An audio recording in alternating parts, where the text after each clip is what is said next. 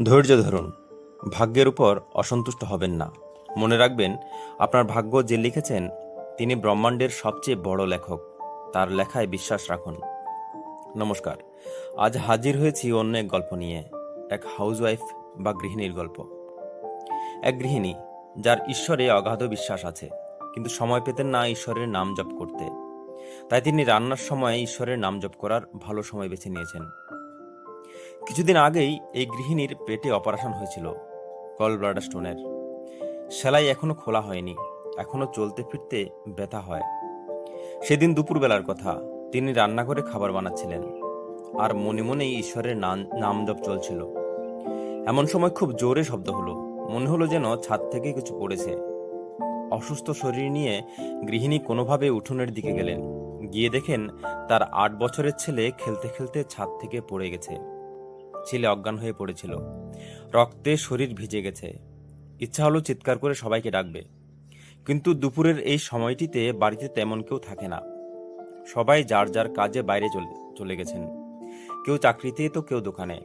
সে গৃহিণী নিজের শরীরের অসুস্থতার কথা ভুলে গেলেন এবং ছুটে গিয়ে ছেলেকে কোলে নিয়ে ছুটলেন হাসপাতালের দিকে। যেতে যেতে ঈশ্বরের নাম জপ থামিয়ে তিনি ঈশ্বরের উদ্দেশ্যে বলতে লাগলেন, হে প্রভু, এমন কেন করলে? সবসময় তোমার স্মরণ করি, নাম জপ করি। তুমি এই বাচ্চা ছেলেকে একটু রক্ষা করতে পারতে, খেয়াল রাখতে পারতে। আমারই ভুল হয়েছে, আমি এর খেয়াল রাখতে পারিনি। এসব অনেক বলতে থাকলেন মনে মনে। বলছেন আর ছুটছেন। ছুটতে ছুটতে পৌঁছে গেলেন হাসপাতালে। গিয়ে ডাক্তারের খোঁজ করলেন। সৌভাগ্যক্রমে সেই হাসপাতালের অর্থোপেডিক স্পেশালিস্ট তখন উপস্থিত ছিলেন। রিসেপশনিস্ট জানালো, ডাক্তার আজই চলে যাবার কথা ছিল, কিছুক্ষণ আগেই যাওয়ার প্রোগ্রাম ক্যান্সেল হয়েছে। সঠিক সময়ে চিকিৎসা হলো। ছেলেটার উপর কারো আশীর্বাদ ছিল হয়তো, বেশি কিছু হয়নি। দুদিনেই ছুটি পেয়ে গিয়েছিল। ছেলেকে নিয়ে সে গৃহিণী বাড়ি ফিরে এলেন। ঘরের কাজকর্ম আবার আগের মতো চলতে থাকলো, কিন্তু ঈশ্বরের উপর তার অভিমান যেন বেড়ে গেল।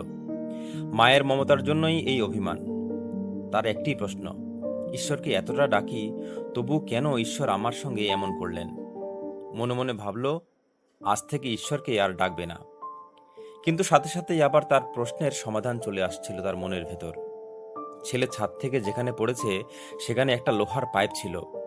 মিস্ত্রি এসে গতকাল সেটা সরিয়ে নিয়েছে। সেটা থাকলে না জানি কোন অঘটন ঘটে যেত। একটা ভুল ভাঙার সাথে সাথেই আরো ভুল ভাঙতে লাগলো তার। কিছুদিন আগেই যার পেটে অপারেশন হয়েছে, চলতে ফিরতে যার কষ্ট হয়, এক বালতি জল এদিক থেকে ওদিকে সরাতে যার আরেকজনের সাহায্যের প্রয়োজন হয়, সে কি করে 8 বছরের এক ছেলেকে উঠিয়ে ছুটল? কার কৃপায়? আর সেদিন সেই অর্থোপেডিক্স ডাক্তারের বাইরে চলে যাওয়ার কথা ছিল, সে যাওয়া ক্যান্সেল হয়ে গিয়েছিল। সেটাই বা কি করে ঘটল? ডাক্তার উপস্থিত ছিলেন, ছেলের চিকিৎসা হলো। এতগুলো কোইন্সিডেন্স কি করে ঘটে গেল একসঙ্গে? এসব কার কৃপায় সম্ভব হলো?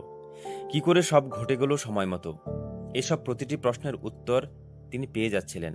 ভাবতে ভাবতে যখন ঘরে নিজের হাজবেন্ডের জন্য চা নিয়ে গিয়েছিলেন, তখন হাজবেন্ড টিভিতে কোনো এক আধ্যাত্মিক গুরুর প্রবচন শুনছিলেন। গুরুজি বললেন, ঈশ্বর বলেন, সংকটকে আশা থেকে তুমি ঠেকাতে পারবে না, কিন্তু আমি তোমাকে সেই সাহস দেব যাতে তুমি সেই সংকটের মোকাবেলা করতে পারো। বন্ধুরা, গল্প খুব ছোট, কিন্তু এই ছোট গল্প আমাদের বলে, বিশ্বাস রাখুন, অধৈর্য হবেন না। তিনি কখনো কারো খারাপ করেননি। আগেই বলেছি, তিনি ব্রহ্মাণ্ডের রচয়িতা। যিনি আমাদের ভাগ্য লিখেছেন তার স্মরণ করে চলুন সবসময়। তিনি অবশ্যই আমাদের জন্য ভালো কিছু লিখেছেন, অন্তত সংকট মোকাবেলায় মনে সাহস যোগাবেন। ধন্যবাদ। সুস্থ থাকুন, ভালো থাকুন।